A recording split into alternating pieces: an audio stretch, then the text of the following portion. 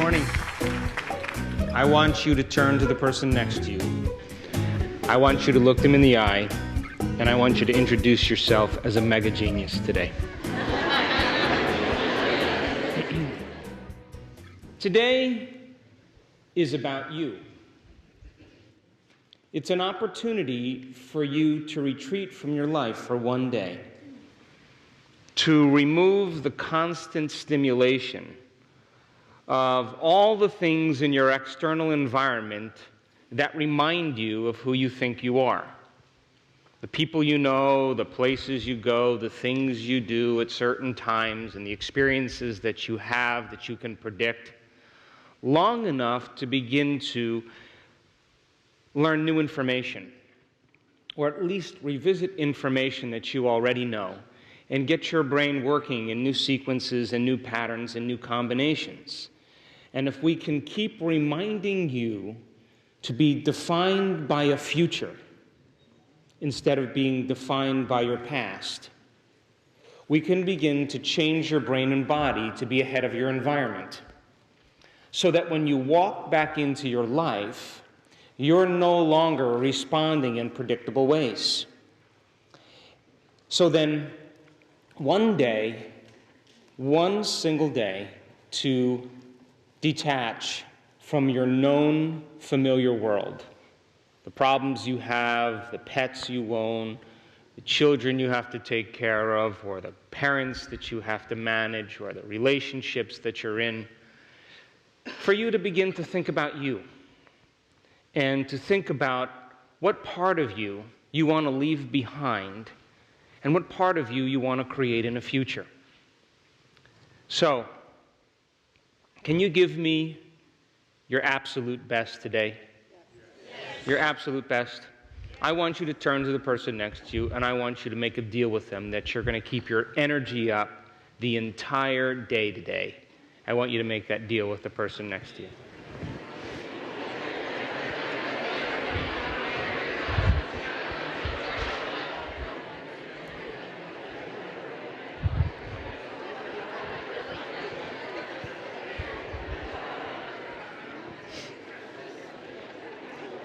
So last night when we were talking, we were saying that learning is making new synaptic connections. And every time you learn something new, there is a physical change that takes place in your brain. I'm going to show you pictures of that this morning. Which means then, if you begin to learn something new, new neurons begin to connect in new ways. So if learning is making new synaptic connections, then remembering is maintaining and sustaining those connections, which means you have to revisit that information, and you have to review it, and you have to fire and wire those connections so that they develop a long-term relationship.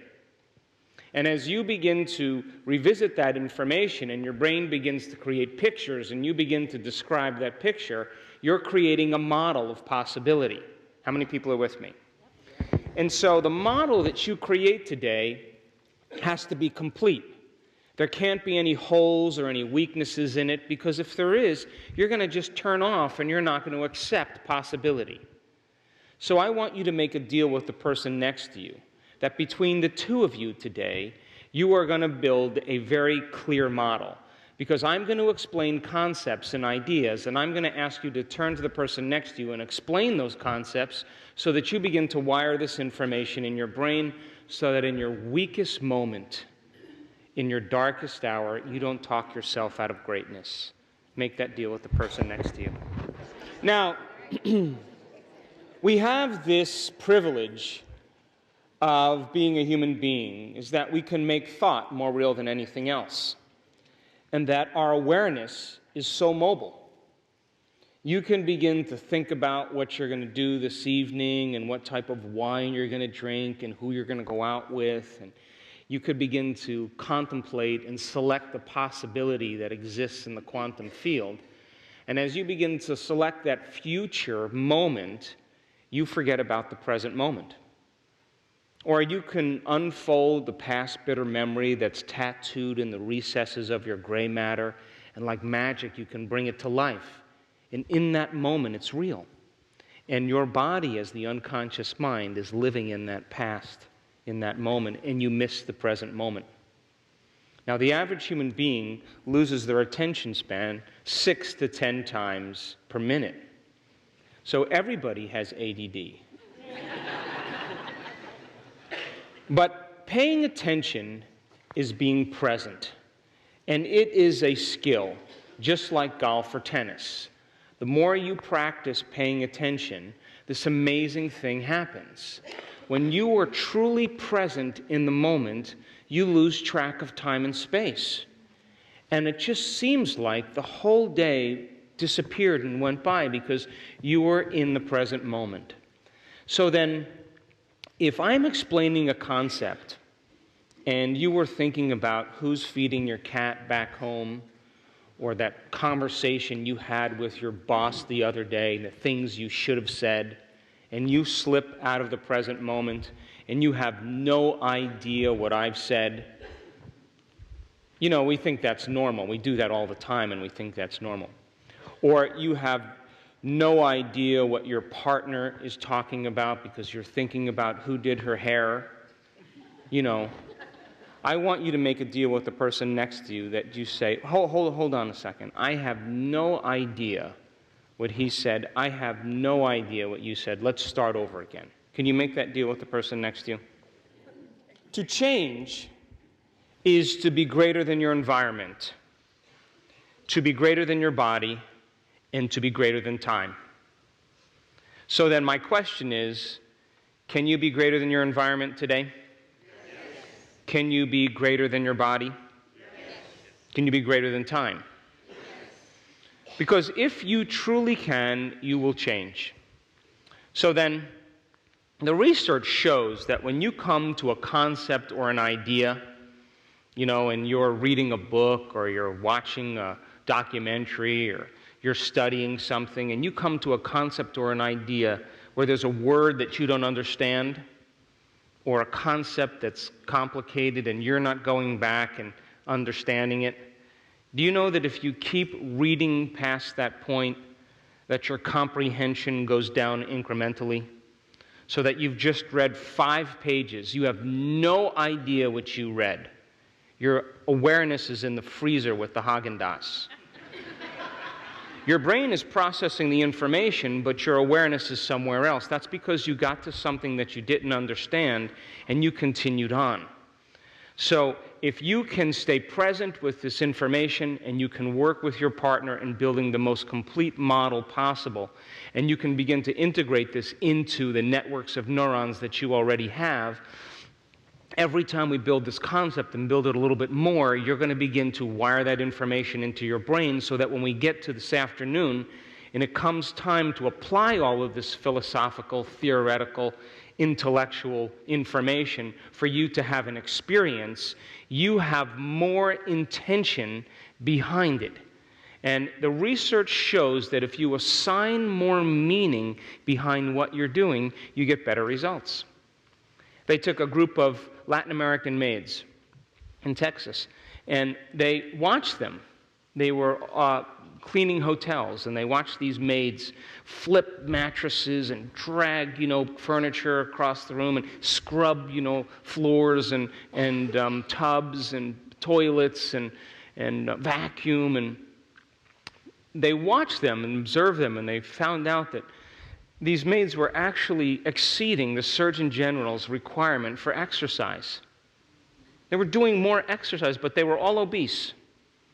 And so they divided the maids into 2 different categories, and they said to the one group of maids, hey, do you know that exercise is actually good for you, and you're actually exercising more than is required in the United States, and you're burning calories, which means you're burning more energy than you're eating. And the exercise helps you lose weight, lose fat. It makes your waist smaller. It's good for your heart. It's good for your self-esteem. And they gave him all of the benefits of exercise. Now, the other group, they let them continue doing what they were doing mindlessly. In 1 month's time, the maids that understood what they were doing lost weight. They had smaller waist sizes. They had less body fat. Their heart rate went down over 10 points, and they felt better about themselves. But they didn't change anything. All they did was they had intention behind what they were doing. How many people are with me? So then, if the more understanding you have about what you're doing, and the more you can build this model, when we get to the meditation this afternoon, there will be nothing left to conjecture. There'll be nothing left to dogma. I will leave nothing left for you to talk yourself out of it. And as I said last night, science is the contemporary language of mysticism. We will use a scientific model made simple. And once you accept the concept or the idea, when it comes time to change and we go through that meditation, you will know exactly what you're doing and why. How many people are with me? Now, I understand change. I work on change every single day with myself. I have had the privilege of being in front of audiences and watching transformation. And I understand that 95% of who we are is a set of unconscious automatic programs in which the body has become the mind. And I know when you get close to change, you get real close to it, that the body tries to unseat you. So if by chance today you turn enthusiastically to talk to your partner and you see a string of saliva running down their shirt, or you see them twitching, or you notice one eye is closing, or their head is starting to bob, I want you to make a deal with the person next to you that you will do whatever it takes to keep them awake. Make that deal with the person next to you.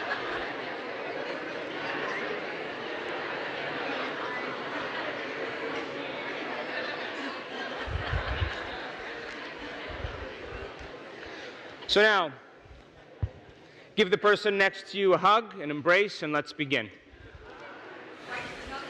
So if your brain is organized to reflect everything you know in your life, your brain is a reflection of your external environment. Your brain is an artifact of all the things you've learned and experienced in your life. If you're not in a state of creation every single day, wouldn't you agree then that if you get up and you do the same thing as you did the day before, you're working off the old hardware in the brain and you're thinking in familiar ways? How many people are with me? And if you are seeing the same people and going to the same place and doing the same thing at the same predictable time, all for the experience of some emotion that reaffirms your identity, and that emotion that you've become familiar with, that you call you, has everything to do with your past, and those emotions are driving how you think, then for the most part you're thinking in the past. Would you agree? Yes.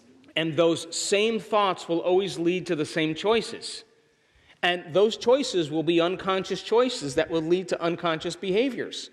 And those unconscious behaviors will create the same experiences, all for the payoff of the emotion that reaffirms the identity. And that familiar feeling then drives the same thoughts, and that's called the personality. So then we said last night that your biology, your neurocircuitry, your chemistry, your hormones, your genetic expression, your health is all equal to how you think, act, and feel. You with me? So then how you think, how you act, and how you feel is called your personality. And we said your personality creates your personal reality. So if 95% of who you are by the time you're 35 years old is a set of memorized behaviors, emotional reactions, beliefs, perceptions, and attitudes that function like a subconscious computer program below your conscious awareness, then for the most part, most people are unconscious all day long. Would you agree with me? Yes. So you can't take it personally, because they're just running on a program. And so then we said last night, it usually takes what? Crisis or trauma or disease or loss. And then people wake up, and all of a sudden they begin to become aware of how they're being. And because they feel differently, they can look at themselves for the first time.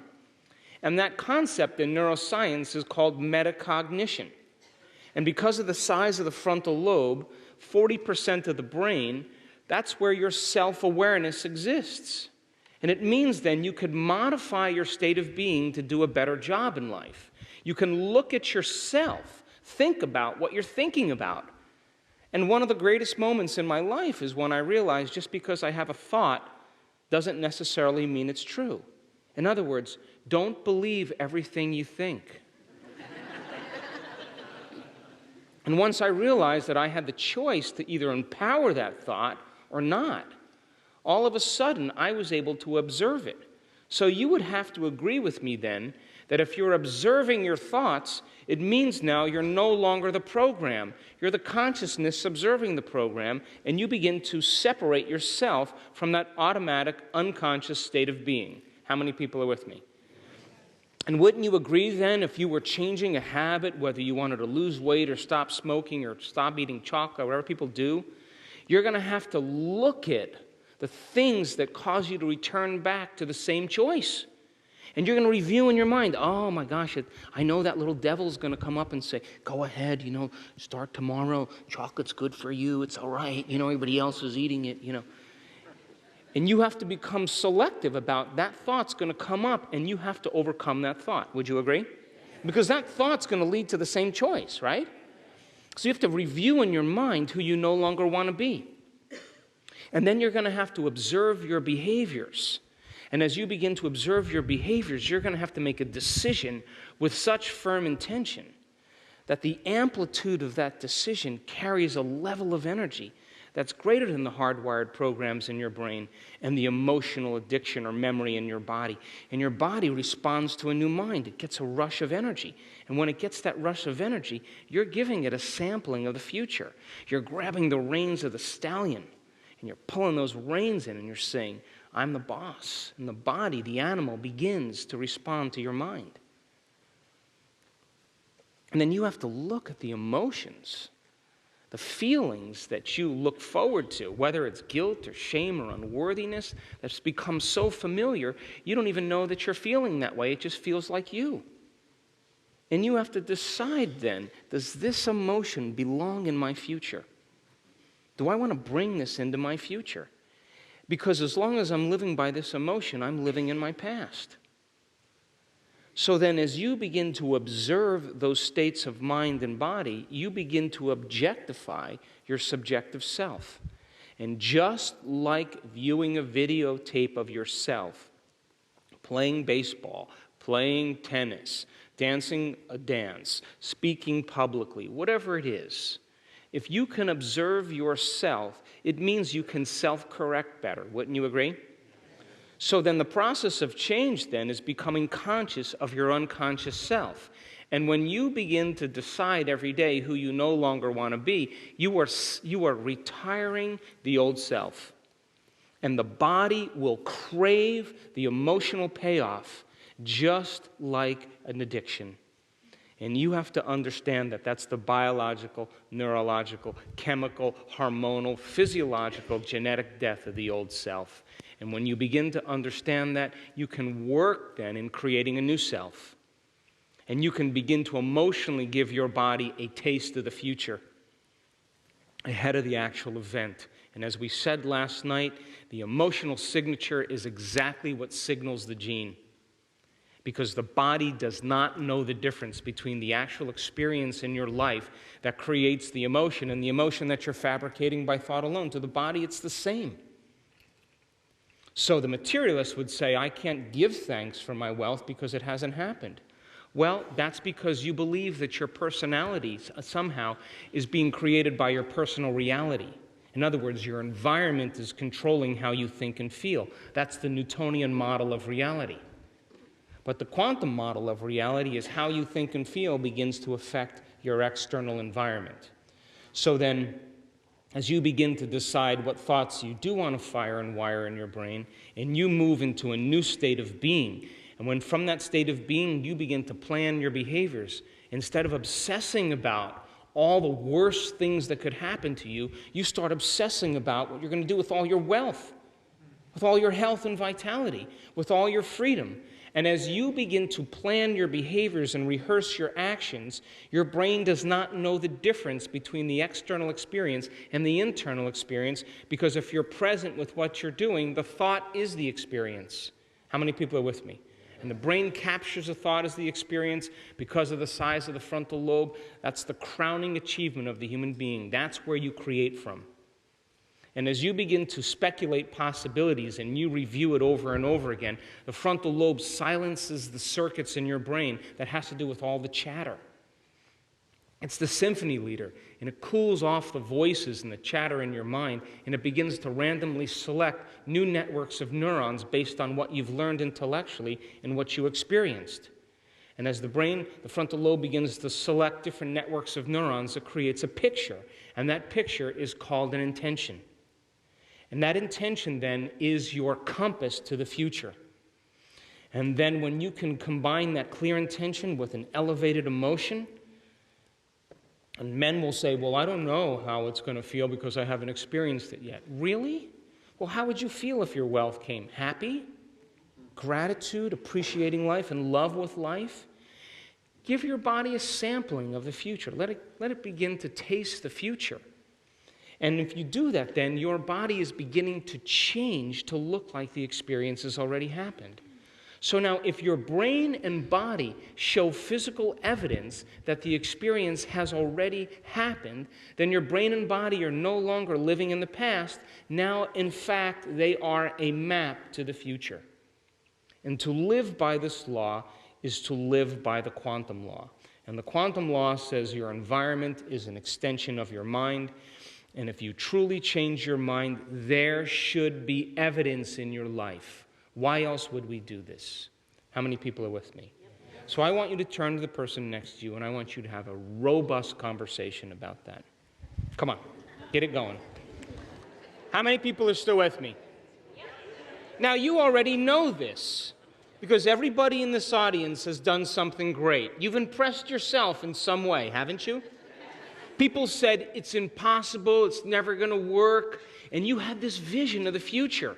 And they couldn't see the vision that you were seeing.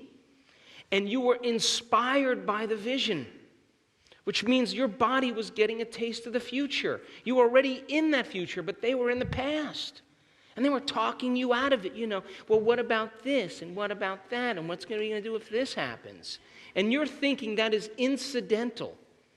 That's minor because I'm already there. I'll deal with it when it happens. And you made a decision about that future, and your body became electric.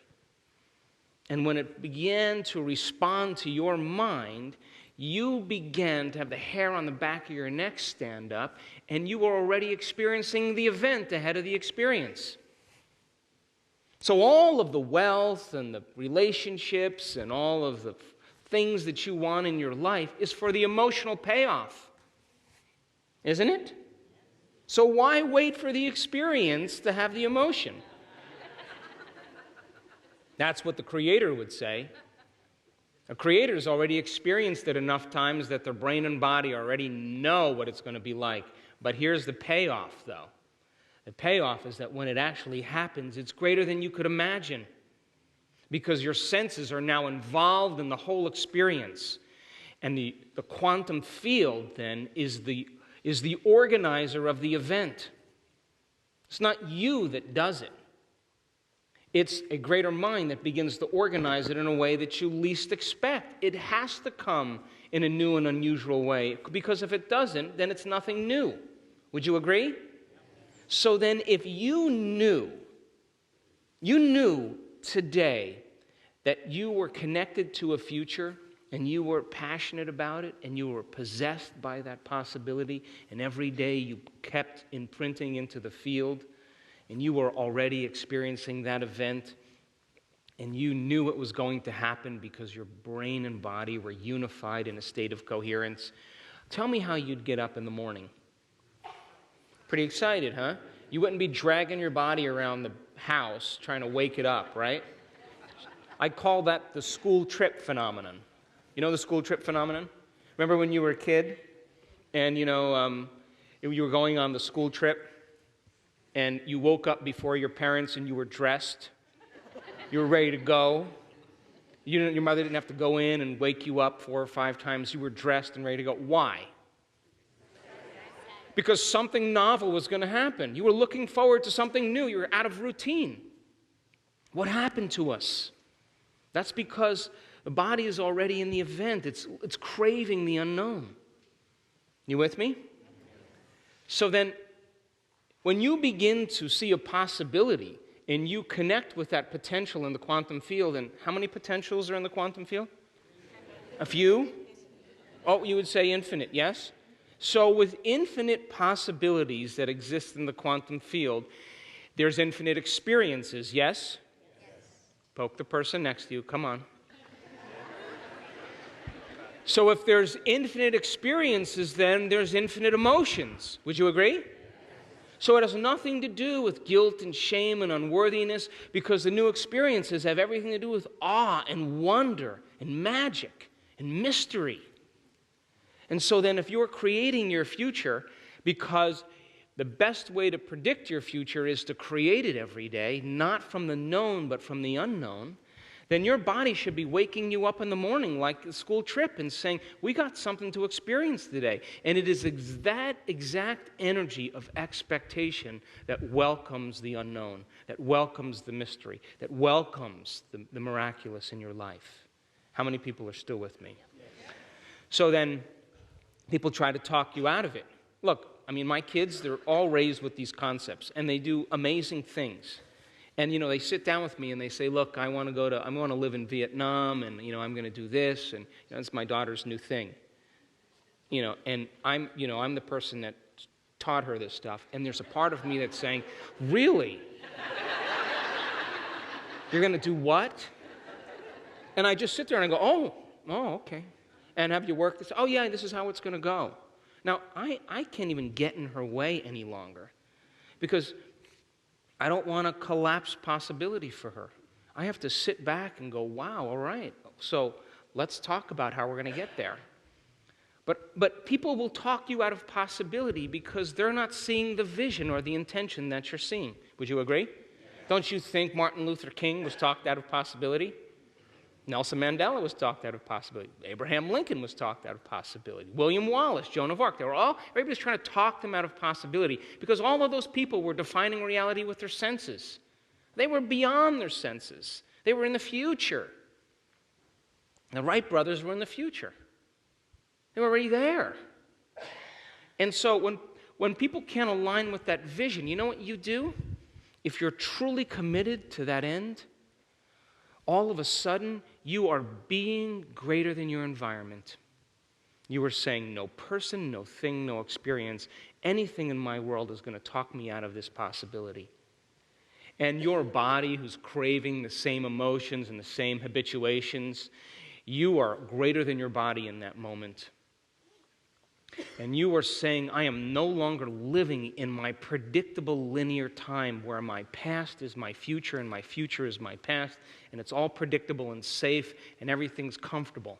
You are outside the box of that, and you're selecting another possibility that's outside of linear time.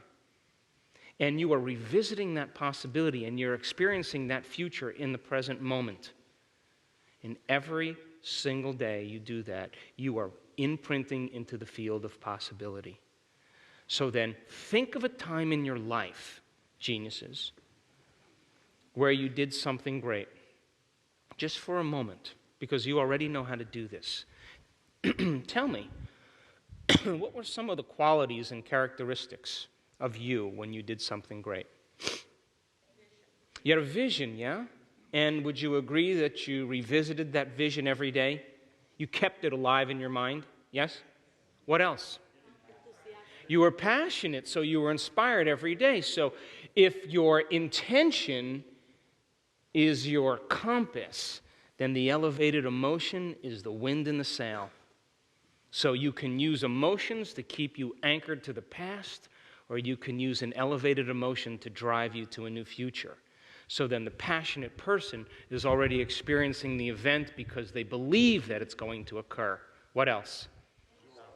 Energy. You had energy, and it was the vision that you had that was creating the energy. And your body began to respond in that future event. Would you agree? So you were vitalized by a thought. That was it. You were vitalized by a thought. What else? You had power. You were empowered by it. What else? So you have a sense of gratitude and peace because you already feel like it's going to happen. You with me? And you got into a state of being that was greater than the conditions in your environment. Would you agree? And your body relaxed into the present moment. How about this? You got your behaviors to match your intentions. You got your actions equal to your thoughts. And this is where I part from the New Age community. I have difficulty with the idea that, you're creating your wealth and you're sitting on the couch with your potato chips and you're waiting for someone to knock at the door with the big sign, you just won the sweepstakes. Listen, once you create and you move into a state of being, if you're not making choices equal to that state of being, then you doubt in your creation. Come on, are you with me? But when you are in that future and you are making choices, you are stepping into the unknown, and you're more alive in that moment than you've ever been, and you want to create because you know that if you stop, you're going to lose the magic. How many people are with me? So then you have a vision. You're revisiting that vision every day. You're coming out of your resting state with a level of inspiration and energy. You're in a state of gratitude because you've experienced it enough times that your energy has changed and your body is beginning to believe that the event has already occurred, because gratitude's emotional signature means it has already happened. Are you with me? And you're aligning your behaviors with your intentions, and you're making choices to not do the same things every day. Yes? So then now I want you to think of a time in your life where you decided to do something and you didn't do it. What happened then? How about you didn't have a vision? Like you lost sight of the vision. Why did you lose sight of the vision? Oh no, it's not that. You lost sight of the vision because other people were more important. Your problems got in the way. You got busy, you got emotional. Life got in the way, and that you put your attention on your problems in your past instead of on your future every day. And the moment you got caught up in the emotions of life and the experiences in your environment, those emotions clouded your vision. Would you agree? And would you agree you never got your behaviors to match your intention? You never came out of your resting state because you didn't believe it was going to happen. And you didn't believe it was going to happen because you never selected a possibility and revisited it every day until your body began to respond to a new mind. How many people are with me? And so then what happened was you settled for mediocrity, and you settled for what you have, and you were defined by your past instead of your future. You with me still? Yeah. So then every single cell of your body is spying on your brain all the time. They are. And you're the leader. You with me? And so if I were to sit down and I were to stand up 9 out of 10 times, and the one time that I decide to stand up, my brain has already knows when I'm going to stand up. It already knows, it's precognitive enough to know the moment I'm going to stand up, and it already knows the choice on which one of those 10 times I'm going to stand up, because the body's got to make a certain amount of adrenaline so you keep the same volume of blood going to your brain so you don't pass out. You with me? So your body is observing, it's already precognitive, and it's already paying attention to all your thoughts, and it's already preparing you before you're aware of what you're going to choose. You with me? So then, if you're sitting on the couch with the remote control, and you have your computer over there, and your smartphone over here, and your popcorn over here, and you're channel surfing, and you're checking your Facebook, and you're checking your texts, and you got all this going on, and you say,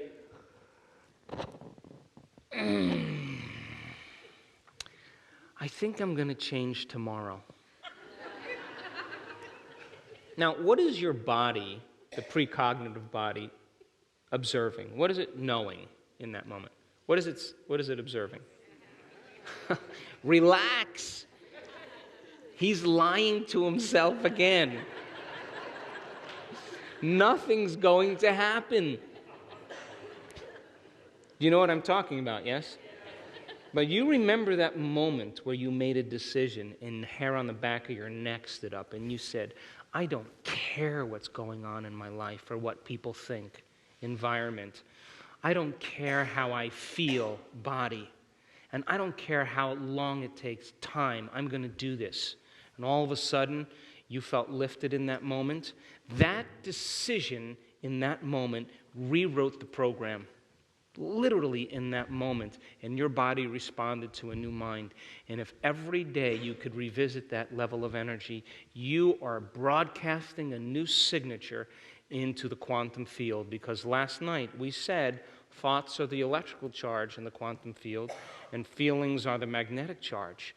And how you think and how you feel broadcasts an electromagnetic signature that influences every single atom in your life. So if the thought sends the signal out and the feeling draws the event back, then the moment you move into a new state of being, because a state of being is how you think and feel, that elevated state of being now is a signal in the field that says, this is what I want to experience. And so then by you revisiting that vision every single day, you leave the details up to the greater mind. Now, isn't that fun? Poke the person next to you, please. Look, this was the hardest part for me. I mean, I was raised by Italian parents. My father was an immigrant, and I was raised as a doer. And when I began to realize that the creative process is a very delicate balance between intention and surrender, that I have to get out of the way for something greater to take over. When I stopped meddling in the details and forcing the outcome, that's when the magic started happening. You with me? Yes. So then, there is a scientific study of tickling, you know? You can't be tickled if you know where you're going to be tickled and when. So allow the quantum field to tickle you. Leave the details up to it and organize it in a way that surprises you. And that surprise, then, the brain learns by mistakes, and the brain learns by surprises. So when the event surprises you, when it shows up in your life in a way that you haven't thought of, that means then the field is responding to your intention. And all of a sudden, you're smiling with this big grin on your face. The event is you're in the presence of that experience. You will look back at your entire life, and you will not want to change anything because it brought you to this moment. And the moment you are in that place, that's when your past rolls up into the present. You wouldn't want to change a hair on a person's head. You wouldn't want to judge anybody. It all makes sense because it brings you to that present moment, and that's called the natural state of being. How many people are with me? Turn the person next to you and explain. So now,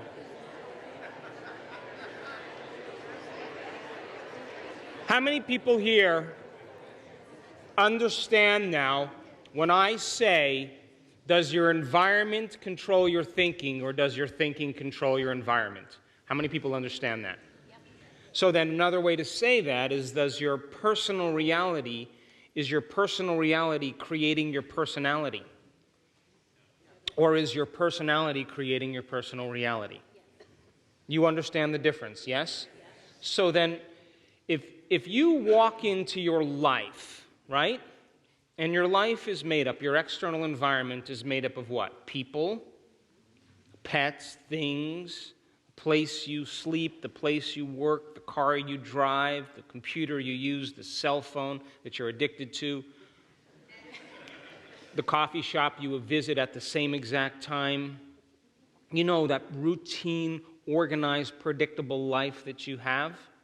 there's not a lot of room for the unknown to show up if you're doing the same thing as you did the day before. Would you agree?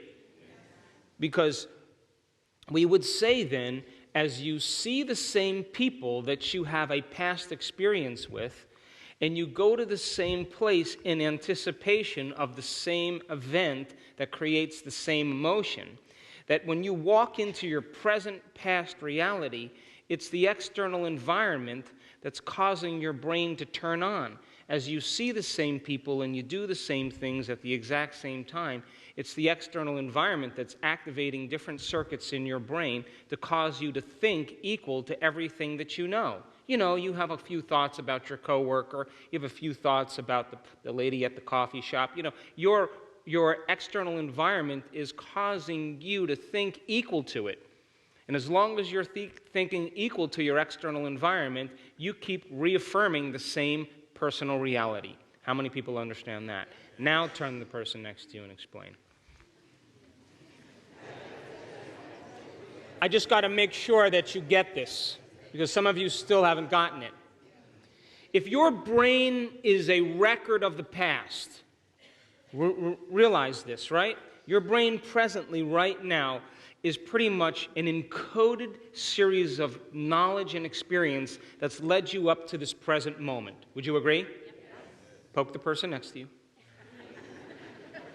So then, if it's a record of the past, and you're responding and reacting to your environment the same way, and the people and conditions and the places are automatically, through your senses, turning on the same circuits to produce the same level of mind every day, then it's your external environment that's reminding you of who you think you are. How many people understand that? And if it's hardwired in there, you're doing it unconsciously. And it's those thoughts that are creating the same life. And so you're thinking the same way, you're acting the same way, and you're feeling the same way, and you're wondering why God hasn't answered your prayers. So then, if your brain is a record of the past and the hardware in there is a software program, it's become a software program, then the moment you turn the program on, you're thinking in the past. How many people are with me? And because you're turning on the same circuits that are connected to your past, you're not thinking in any new ways to be able to overcome the conditions in your environment. How many people are with me? Yep. So then, we get frustrated, we get impatient, we start trying to force outcomes, we get competitive, we get greedy because we don't know how to get outside of that box. Because the brain is firing in the same sequences, the same patterns, and the same combinations every day, and it begins to hardwire into a very finite signature. And that finite signature is called your identity. That's the box of the brain. And by the time you're 35 years old, it's a limited set of resources. How many people are with me? So then, if you're not creating then, if you're not beginning to envision possibility, and you're not learning and beginning to speculate new outcomes, you're not making your brain work in any new ways. But if you're learning information, and you're reading about greatness, and you're understanding the quantum model of reality, and you're looking at yourself and you're reviewing it over and over again, you're adding new networks of neurons that become the raw materials for you to think in new ways. How many people are with me?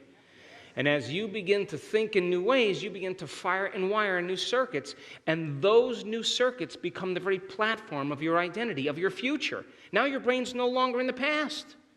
It's in the future, because you got new circuits that you can use, that you'll keep activating and growing your brain to look like the event has occurred. How many people are with me?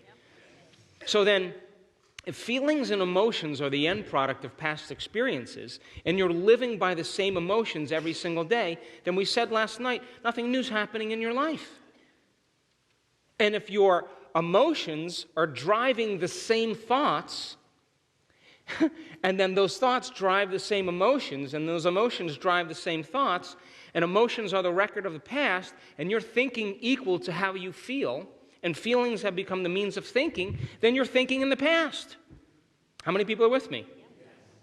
And nothing new should happen. Would you agree? And if you keep that cycle of thinking and feeling and feeling and thinking going on, I don't know, I'll be conservative, 33 and a third years. And it becomes so familiar to you that you don't even know, like if you didn't feel guilt, you wouldn't know how to feel. Because it just feels right, it feels familiar. And the body begins to become the mind of guilt. It becomes a subconscious computer program. And once the body has memorized guilt better than the conscious mind now, the body is running the mind. And if that's 95% of who you are, then to change is to be greater than your body.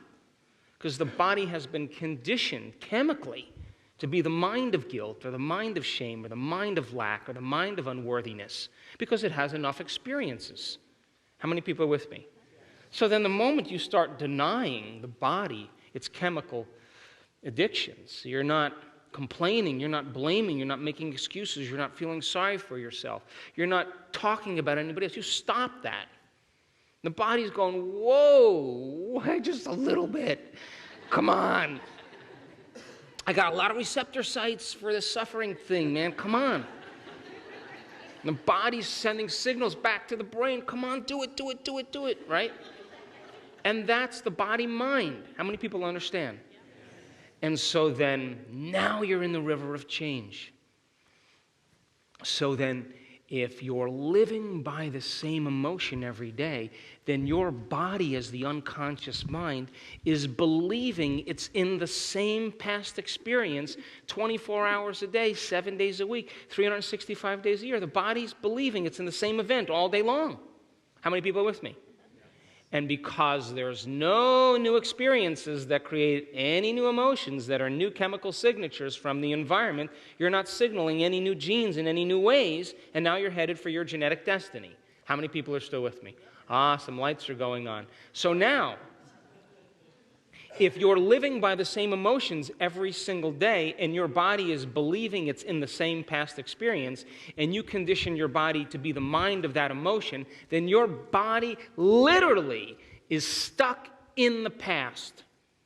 And you can't create a new future holding on to the emotions of the past. How many people understand? So then now, this is all theoretical, it's all philosophical, and we can sit around and go, yeah, that's great. But some of you will leave this event and do nothing. And some of you will step into that river of change and you'll watch your body. You know, I have 20 horses and 7 stallions. And I understand that the body is the animal. And I don't ride my horses at all in the winter in the Pacific Northwest. It's rainy. I don't want to ride horses then. It's cold. But in the summer, you know, I come home, I take the month of August on, I see my stallion, I jump on him, and what do you think he's going to say the moment I jump on him?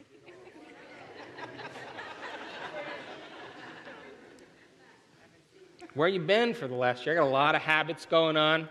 I'm doing my own thing here. There's some really hot mares up on the other side of the property. I can smell them. Now, he's my buddy, right? He's totally bonded to me. He's my buddy. I get on the horse. What do you think he does the moment I get on him? He runs me into the wall of the arena. Tries to run me into the wall. This is my buddy.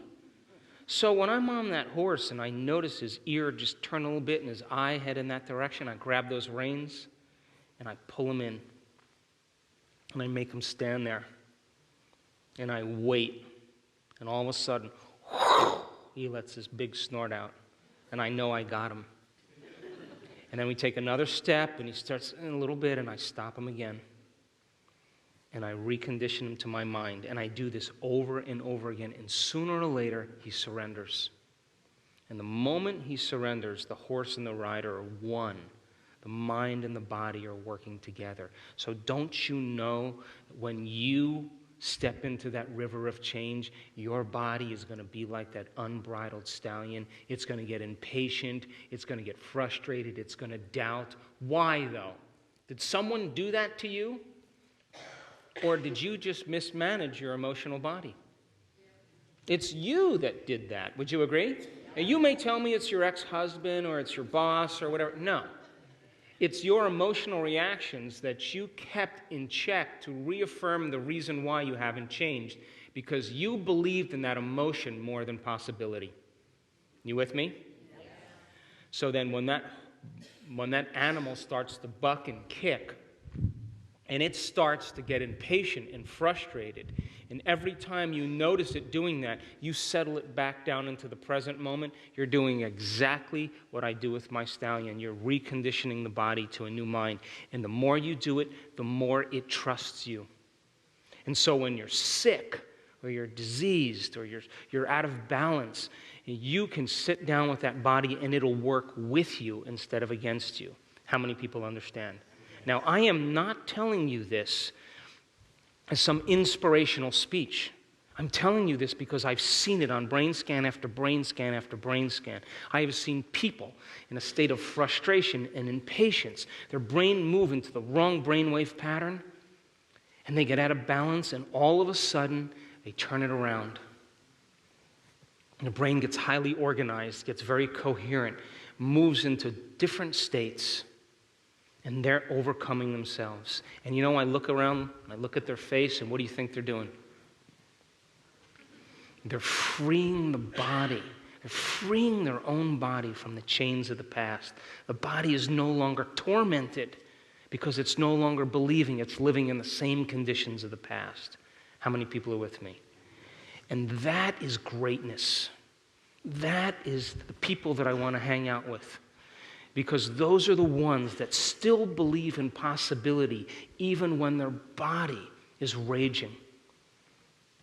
And there isn't a person in this audience that doesn't have that level of commitment to do it. And finally, when the body liberates that energy and you are freed from the past, you will see possibilities you have never seen before because you're no longer looking at your life through the lens of the past. How many people are with me? Turn to the person next to you and explain. So now, how's your energy? How's your energy? Is it okay? So can I go a little further, then we'll break?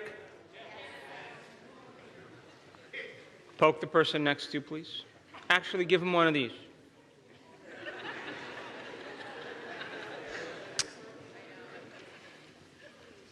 So then, one of the things that I learned over the last 10 years about myself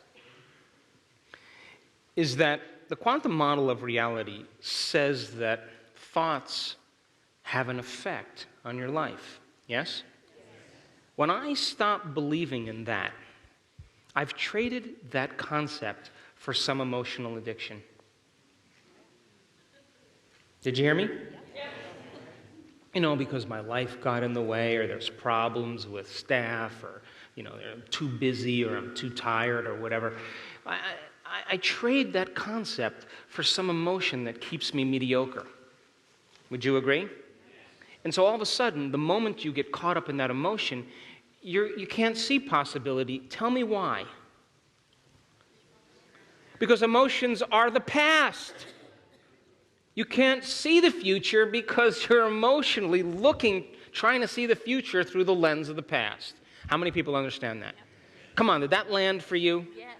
Turn to the person next to you and explain that. No frowning, just explain it. So, few points here. You know, this happens to me all the time. You know, if I'm doing an event, you know, somewhere, like I was in Los Angeles a little ways back, and I'm getting ready to do an event in an audience like this, a little bigger than this, and I'm setting up my computer, you know, and I'm getting ready to start, and all of a sudden, here comes this lady, like, marching down the aisle, like, how come I'm not living in Santa Fe, New Mexico?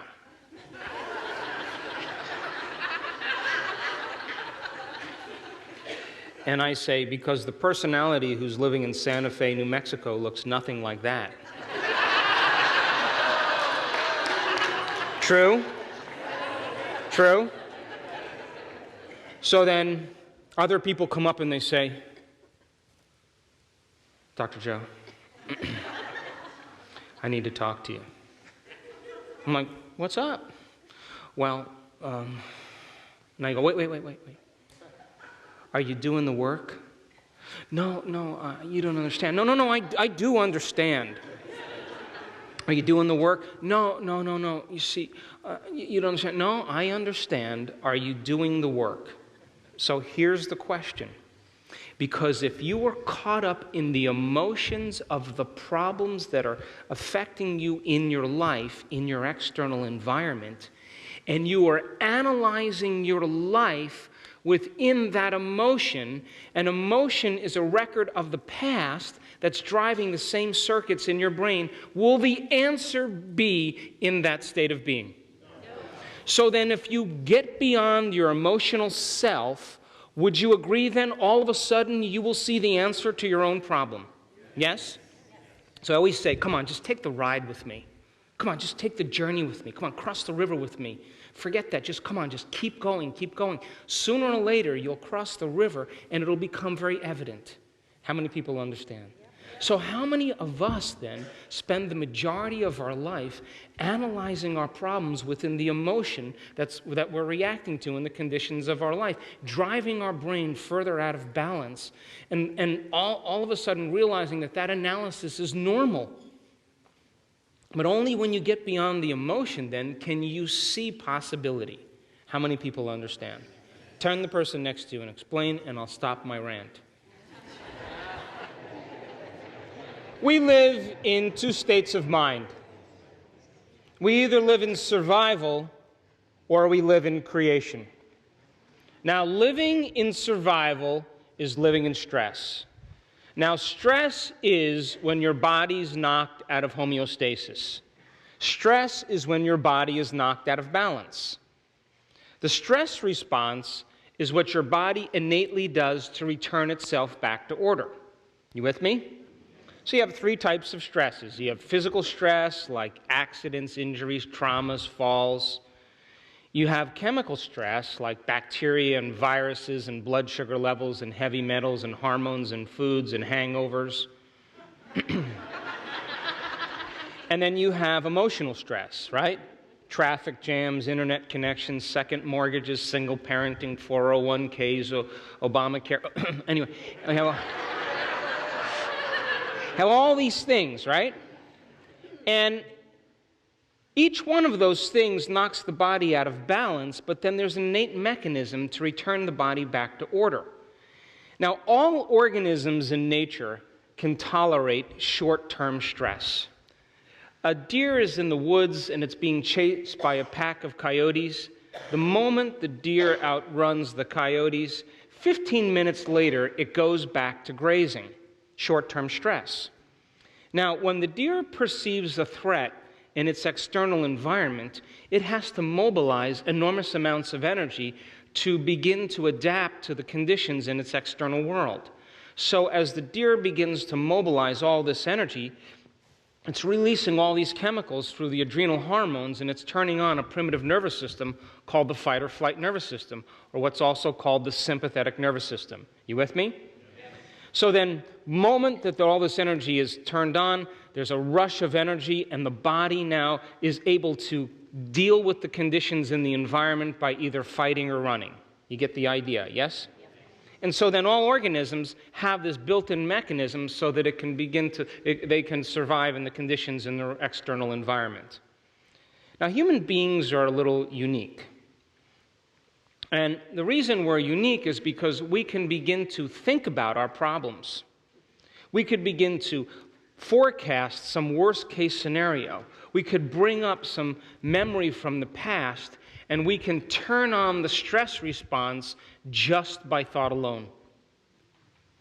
And when you turn on the stress response and you can't turn it off, now you're headed for disease. Because no organism in nature can tolerate the effects of living in emergency mode for extended periods of time. How many people are with me? So then, if you're mobilizing all of this energy for some threat in your external environment, you only have a certain amount of energy to go around. There's no energy for your internal environment, no energy for growth and repair, no energy for long-term building projects, and the internal environment of the body begins to break down. How many people are with me? Now, think about this. It's a scientific fact that the long-term effects of the hormones of stress dysregulate and downregulate genes to create disease. You with me? And that human beings can turn on the stress response just by thought alone.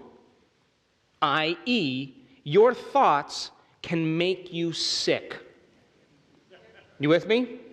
Now that's the ultimate mind-body connection. So the question is, if your thoughts can make you sick, is it possible that your thoughts can make you well?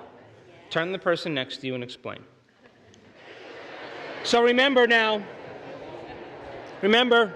last night, geniuses, last night I said that when you react to something or someone in your life, you have a stressful event that takes place in your life. You know, the car in front of you cuts you off because there's a madman driver, and you move out of the way, you turn on the fight or flight nervous system. Why? Because you got to protect your body, right? And it has to wake up for a few moments. So there's a refractory period of chemicals that are created from your emotional reaction to something in your external environment.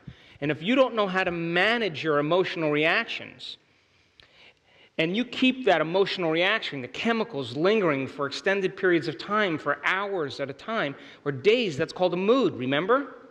One long emotional reaction. If you keep that same emotional reaction from one event going for weeks or months, that's called a temperament. Now you have a temperament. You have a reason to be angry because of this event that happened 6 months ago. You memorizing your emotional reaction. And if you keep it going on for years on end, that's called a personality trait. And people wear their emotions layer by layer to define who they think they are based on their past. How many people are with me? Now, when those refractory period of chemicals are running from the hormones of stress because you're living in survival mode, there will always be a gap between the way things appear and the way things really are. And if you act during that refractory period, it alters your perception. Those chemicals alter your perception. If you act during that refractory period, you will always say the same thing. I should have never said that. I should have never done that. Oh my God, I should have never thought that. I should have never sent that email. Why? Because those chemicals cause you to act like an amped-up animal with a big memory bank that is living in fear, living in aggression, trying to react to the conditions in its environment. How many people are still with me? Now, the adrenal hormones, the adrenaline that's created from your reaction to something real or imagined, gives the body and brain a rush of energy. And that rush of energy becomes like a narcotic, like a triple cappuccino. And we begin to become addicted to those chemicals that wake the brain and body up so that we can feel alive. And we use the problems and conditions in our life to reaffirm our emotional addictions so that we can remember who we think we are as a somebody. You with me? You know, the bad relationships, the bad jobs. We keep them there because we are using them to reaffirm our addiction to the emotion. Who would we be without those problems? So when it comes time to change then we have to break our very addiction to the conditions in our life. You with me? Now, I said that you can turn on the stress response just by thought alone. And I also said those chemicals of stress are highly addictive. Which means then you could become addicted to your own thoughts. So then, in the infinite field of possibilities in the quantum world where you get to select potentials and create a future, you would have to agree the more addicted you are to certain emotions, and you can turn on those emotional responses by thought alone, then you're going to only focus on the things in your life that reaffirm that addiction instead of on possibility. How many people are with me? Turn to the person next to you and have an enthusiastic conversation about that. Now, come on, I'm going to go a few minutes longer. I got you right where I want you now. So, you're either in emergency mode or you're in growth and repair and creation. But you can't be in both at the same time. You with me? So then, if you're thinking about all day long some worst thing that could happen to you, and you're focusing on that to the exclusion of everything else, and you're picking that possibility in the quantum field because the emotion of the past, you're protecting yourself that it may happen in the future, so you're viewing your future from your past. Come on, you with me? Yeah. And then as you select that predictable future, you emotionally embrace it, then you're knocking your body out of balance, physiological balance, just by thought alone. You with me? Yeah. And let's just say that it has something to do with fear. Okay? And you're selecting that potential and you're reviewing it over and over again and you're obsessing about it. And your body begins to get the chemicals of fear, that if you do that enough times, long enough, would you agree that you will condition your body to memorize the state of anxiety? And your body will become anxious without you because you program it. And then all of a sudden you'll just be cruising along and you'll have a panic attack. And try as you may with your conscious mind to change it, conscious mind has nothing to do with it because it's been programmed subconsciously. How many people are with me? So then you go to the doctor and the doctor says, oh, it's a hardware problem in your brain, it's chemicals and molecules and you need to take these things. And when you had your first panic attack, you had it on the airplane or you had it in the grocery store. And the moment you felt that panic go on and you had the visual narrowing and the lights and the change in your respiratory rate, your body was programmed into anxiety, you looked around to see what was causing it. And you thought it was you had a fear of flying or you were in open places, it's a supermarket. You correlate that internal change with something in your external environment. So the doctor says, well, here, take this drug. It's a chemical imbalance. It should make you balanced again. Now, here's the question. Did it heal your condition? You know why?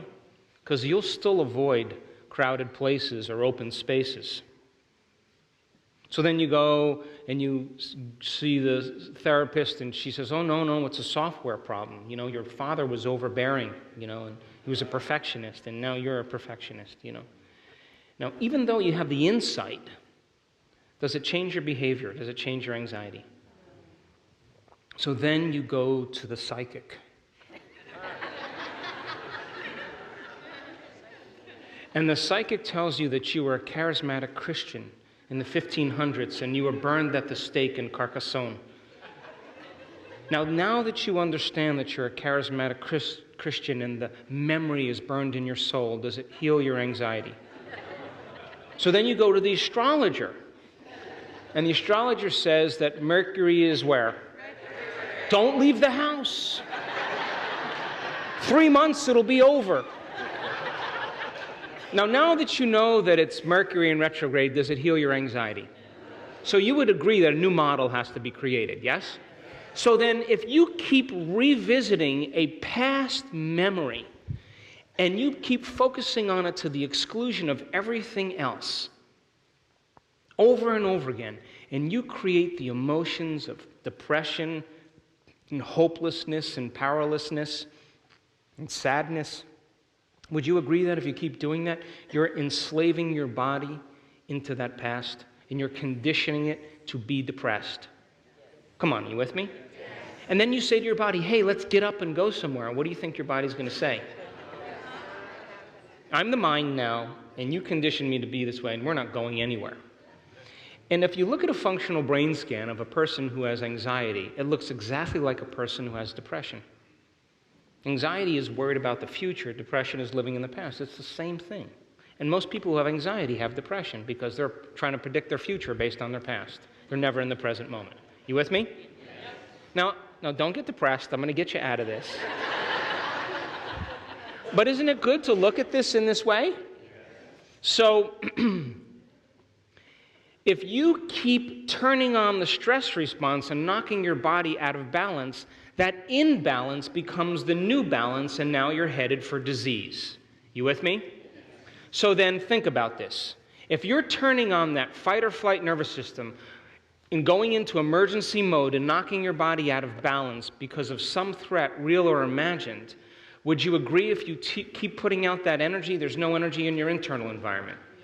So then cortisol and the hormones of stress punch holes in the immune system. And most adult onset conditions are created by the hormones of stress. So then rheumatoid arthritis, MS, cancer, allergies, food sensitivities, chronic pain, that's all immune-mediated conditions. So then if you turn on the stress response and your heart keeps racing because you're pumping out all that adrenaline, but you're not going to throttle your boss, or you're not going to go to the Bahamas, you're not going to run or fight, and you keep doing that, you keep turning on those adrenal hormones, aren't you going to condition your heart to race on its own? Yes? Isn't that what heart disease is? Yes? So if you turn on the fight or flight nervous system and you keep mobilizing all of this energy to your extremities, because that's where you need the energy if you're going to fight or you're going to run, and there's no energy in your internal environment, what's going to happen when you eat? I don't care if you eat the most organic, vegetarian, healthy diet. If you're in a state of panic and fear, you're going to turn that into organic fear in your body. Because your body is going to take those organic molecules and assemble it into a protein equal to the emotion that's signaling the gene. And the gene makes a protein. How many people are with me? And people always say, on shows a lot, and people say, well, what is the best diet? What's the best fast that we could go on? I always say, you want to know the best one? Stop complaining. Try that out. Give your body a break for a couple weeks.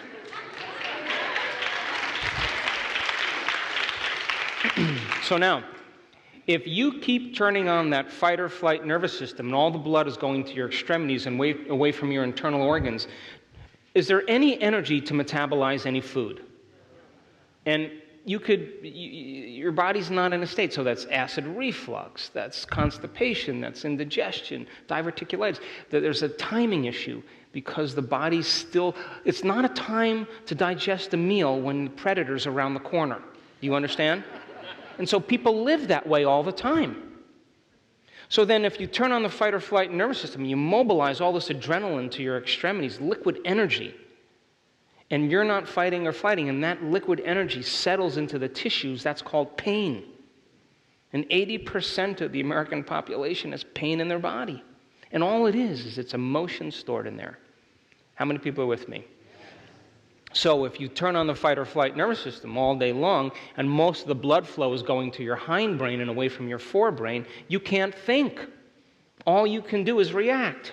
And so we get very limited in our perception. How many people are still with me? So if you turn on the fight or flight nervous system over and over again, and the body's in a state of emergency, you think it's time to grow a baby? Is it a time for a long-term building project? The innate intelligence of the body knows it's not a time to grow a baby. So infertility, we deal with a lot of that in our clinic. The first thing we do is we get these type A women and we get them to relax. And all of a sudden they get pregnant because their body is no longer living in that mode. You understand, yes?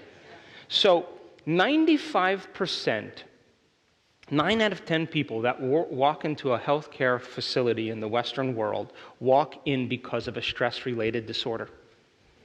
5% of people are born with true genetic disorders, like Tay-Sachs disease or sickle cell anemia or any of those conditions, type 1 diabetes. The rest is based on lifestyle. And isn't it funny that all the stresses in your life end up as emotional stress?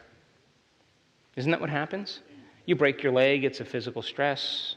Then you have to take drugs to make the pain go away, that's a chemical stress. You can't go to work, which means you're going to affect your finances. Now you have an emotional stress. You with me? It always ends up as an emotional stress. Now, the emotions that are created from the hormones of stress have everything to do with anger, frustration, hostility, aggression, hatred, judgment, fear, anxiety, insecurity, unworthiness, sadness, pain, suffering, guilt, depression. All of those emotions are derived by the hormones of stress. And psychology calls that normal states of consciousness. Those are altered states of consciousness.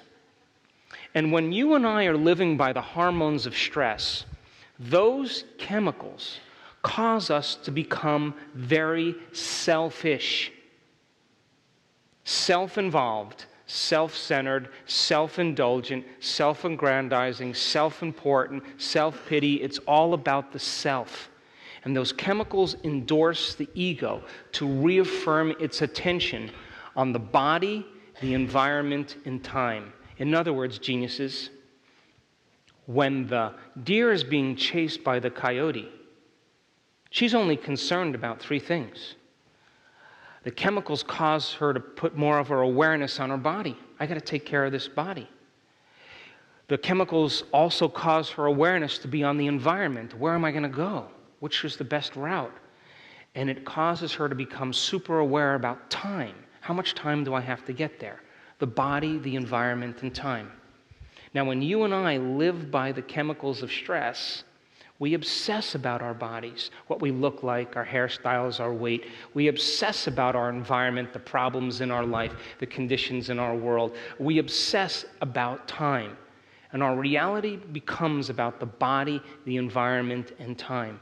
And the hormones of stress cause us to define reality with our senses and believe that the outer world is more real than the inner world, because you have to put all of your attention on the threat in the external environment, and it's not a time to go inward and create and trust.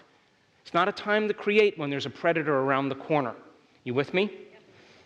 So then when we define reality with our senses because we are materialists, because those chemicals cause our senses to be heightened, the moment that happens, we begin to focus on matter instead of possibility. Now, the atom is 99.9999999% nothing. It's energy, it's information. It's 0.000000001% particle. And that particle exists as a momentary phenomenon. You're moving in and out of the quantum field 8 times per second. You're more energy than you are matter. And when we live by the hormones of stress, we keep all of our attention on the particle instead of on the wave of possibility. You still with me? And the hormones of stress cause us to feel separate from possibility. They cause us then, because we're defining reality with our senses, to feel all the objects in our life and put our attention on the external world. And when that occurs, those hormones cause us to try to force outcomes, to compete, to try to make things happen, because we feel like matter trying to change matter. You with me? The hormones cause us to feel more like matter and less like energy. And so then what do? Because we're matter trying to change matter, we are always trying to exert our will and force an outcome or hold on to things in the past, and we can't see possibility in that moment. How many people are with me? Turn to the person next to you and explain. I'm almost done.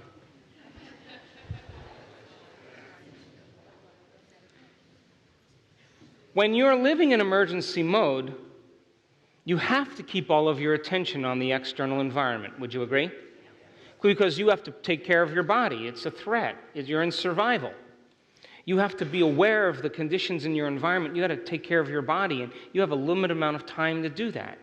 So then you begin to define yourself as a body in the environment in time, and you feel separate from possibility because you're more particle than wave.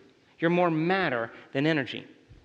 And the hormones of stress cause us to become more dense. And so when we're more matter and we're trying to change matter, we only have a limited amount of choices to do that. So we use our ego and our personality to try to get what we want in life, and we compete and we force and we try to make things happen. Or we hold on or we manipulate to try to get what we want. Sound familiar? Because that's what's a body trying to change something that's vibrating at the same speed. Does that make sense? Now, did you ever notice when you're totally in a state of creation that you are so involved with what you're doing that you forget about yourself? You ever notice that? You're so present in the moment, so present with what you're doing that you lose track of time and space. You become nobody. You become no one. You become no thing. You become nowhere, no place, no time. You become pure consciousness in that moment. You ever notice that? And when we were doing our research this past year, when I was watching these real-time meditations in the brain scan, I realized that if you're going to change yourself, you want to change something about your body, something in your environment, some future time, that you have to forget about your body. You have to forget about your problems.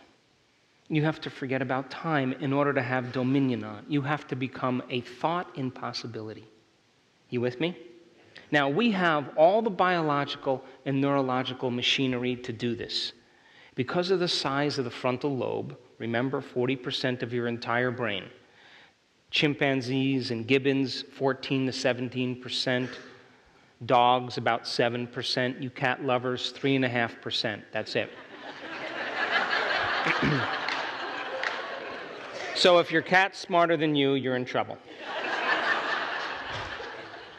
So what separates us as human beings from all other species is not the fact that we have opposing thumbs, or we stand on 2 feet, or we have little body hair, or that our eyes point straight ahead, or we have big brains. Elephants have bigger brains than us. What makes us so unique is the proportion of the frontal lobe to the rest of the brain. And that forebrain, the latest piece of neurological machinery, is the volume control. It's where we can become so involved with a thought that the frontal lobe, like a great symphony leader, quiets down the circuits in the brain that process time and space. So when you're so present with what you're doing or thinking about, your frontal lobe doesn't want to be distracted by any extraneous stimuli. So when you're truly paying attention, the frontal lobe lowers the volume to the circuits in your brain where you feel your body. And if there's no brain activity where you feel your body, then there is no body, because there's no mind to process your body. And it quiets the circuits down in the motor centers of your brain. And when there's no brain activity in your motor centers, you become still. And it quiets down the circuits in the parietal lobe where you process linear time and your association between your body and your environment. And all of a sudden, there is no time.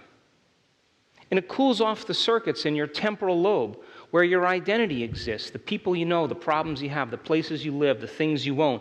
All the circuits quiet down in that area, so all of a sudden you become no one. And it cools off the emotional centers in the limbic brain. And the moment that happens, the thought that you're thinking literally becomes the experience in your mind.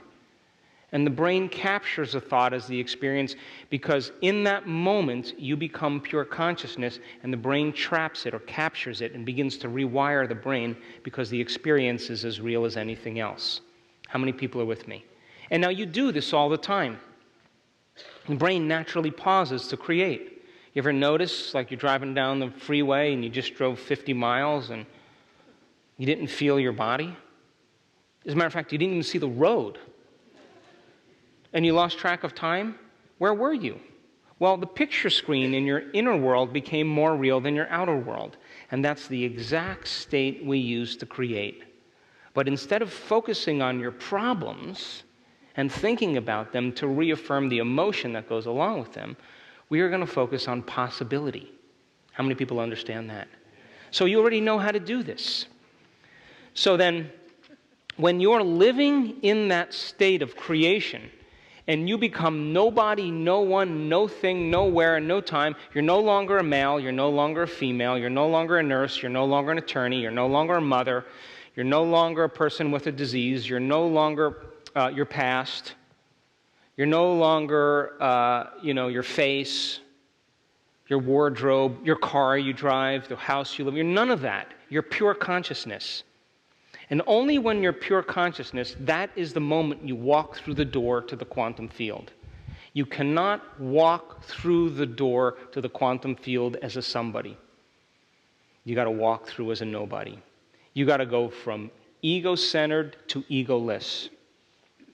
And when we did our research and I was observing and observing and observing, the moment I saw people become pure consciousness is the moment they had dominion over their brain. They could change their body. They could change something in their life. They could create some future time. So the irony is that if you want to change your body, you have to get beyond your body. If you want to change your identity, you have to get beyond your identity. If you want to change some problem in your life, you have to get beyond the thought equal to that environment. If you want to change and create some future time, you have to get beyond time. If you want to create something out of nowhere, you have to get to nowhere. How many people are with me? Now, when you are no longer thinking and feeling and feeling and thinking in the same cycle, and you're no longer endorsing these hormones of stress, and you become pure consciousness, the energy that exists in these lower centers moves because it's no longer being reinforced. And guess where it goes? Right to your heart. And you begin to fall in love with your creation. And you want the moment to last. You don't want it to end because you are so present in the moment that the body literally is believing that the experience is happening. And if the thought becomes the experience, the end product of the experience is an emotion. And you begin to feel like the event is occurring, and now you're thinking and feeling differently, and now you're, instead of being in the past, you're in the future, and all of a sudden you're taking your attention off the particle, feeling separate from possibility, and now you're putting your attention on the wave of possibility, and you feel connected to something greater, and all of a sudden you trust in the outcome. You have no idea how it's going to happen or when it's going to happen, but you don't need to, because it's already happened to you. How many people are with me? And nobody can talk you out of that. And I call that the natural state of being. Because when you are trusting in the outcome, you have to lay down the very thing you used your whole life to get what you want for something greater to occur. Now that is when you are bridging on divinity. So then, if you live in a state of creation every single day, driven by the hormones of stress, and you're addicted to those emotions, then you will be matter trying to change matter, and you'll have limited resources to do that, because the brain and body are in the past. Would you agree? But if every day you put your body away for a period of time, you're no longer being defined by your body. You close your eyes and limit the amount of sensory information coming into your brain. You play soft music in the background or put earplugs in. You are eliminating your external environment, and you are getting beyond time every single day. The thing that I learned it this year. The key is to get beyond ourselves. You are the best when you're beyond yourself. And when we saw this in our workshops, when people got beyond themselves, you know, the self that's defined by the past, they do the miraculous. And you know what? They don't even care if it happens. They're just happy that they're beyond themselves. And that's the moment it occurs. How many people understand? Turn the person next to you and explain, and then we'll break.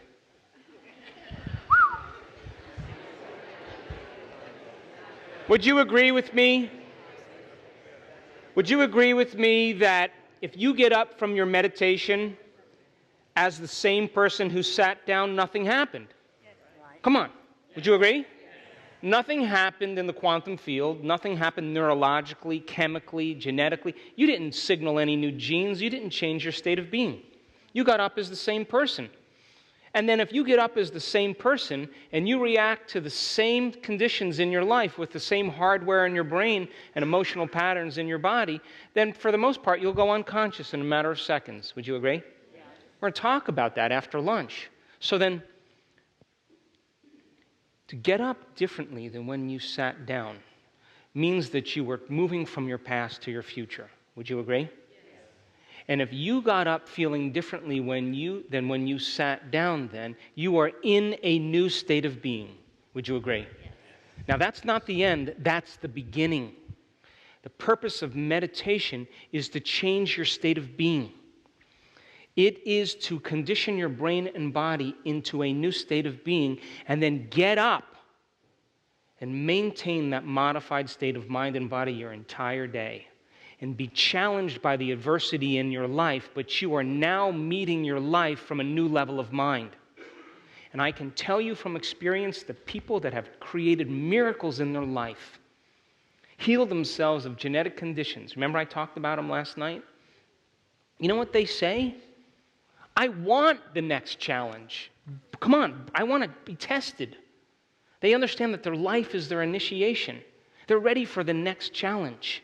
They're not shrinking from reality. They're not protecting themselves from the worst case scenario and being prepared in case it happens because they're trying to predict their future based on their past. They're outside of that. The door is open to possibility. How many people are with me? Now, wouldn't that be a fun way to live? So then you would agree with me then, the emotions of fear, emotions of hostility and anger, the emotions of sadness and shame and guilt are experiences that you've already had. Yes? And so then, if you're reacting to your life in the same way, and your life is bombarding you, your environment is washing you, then for the most part, then, those emotions then will keep driving the same thoughts and behaviors in the same way. You agree with that too, yes? Yes. Come on. Yes. So then if you're creating, though, then you're installing new circuits in your brain, and you are emotionally conditioning your body to a new mind, and you're getting up, maintaining that modified state of mind and body your entire day, which means you're broadcasting a whole new electromagnetic signature. And people come up to you and they say, did you shave your mustache? No, I never had a mustache. Really? Really? Did you lose any weight? No. No, really? Wow. Did you get a little work done? No. Man, you look differently because you've changed your energy. So then when you walk into your life with an elevated level of energy, now your environment is no longer bringing you down to matter. You're lifting everything up in your environment to energy. How many people are with me? And in our clinic in the United States, when I walk into my clinic, which is rare, but when I go in there, I always tell the girls the same thing. I say, our energy has to be higher than the highest patient that walks through this door because everybody gets well today. And we are going to lift matter to a new mind. So then, when you walk into your life and you're broadcasting a new signature, you are saying to the field, this is what I'm worthy of receiving. This is what I am, this is my new state of being. And organize the events in a way that surprise me. And you are no longer observing your life as a quantum observer from the same level of mind. You're observing your life from the same level of mind when you get up and you do the same routine things every day to reaffirm that feeling called you. So then you wake up in the morning and all of a sudden you got to get in touch with that feeling. Oh my gosh, I got these problems. Oh, I have this past. Oh, and that person is the real problem in my life. And then all of a sudden you get all of that going. We all do this. And then all of a sudden, once you get all that hardware and chemicals going, then you function from that identity. You with me? Yep. So then, if the emotion is the payoff from all the things you want in your life, then it should be a good indicator of how to create. Would you agree? Now, people say to me, well, I want wealth. And I say, really? Why do you want wealth? And they say, because I really want to be free. Oh, so you want freedom.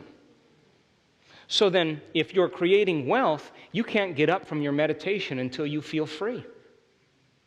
Because if you're getting up from your meditation and you feel lack, you didn't do it. Would you agree? But if you got up and you felt free because you understand that's the emotional payoff, but you're giving your body a taste of the future before it's happened, sooner or later, you're going to knock on the door long enough and you're going to condition your body to the mind of that state. And all of a sudden, the opportunity is going to show up in your life and you're going to say what everybody else says. Boy, that was really simple. Wow, I didn't even care if it happened, or I wasn't even expecting it, and it just appeared. And so we get so many emails. Oh, this project I was working on, or this opportunity I was working on, for this thing I was trying to create for years. And it wasn't happening. All of a sudden, I just did my meditation for 2 weeks, and it happened better than I ever expected. Because they got out of the way. They moved into a new state of being, and that field that organizes the events is waiting for you to get out of the way to tickle you with a surprise.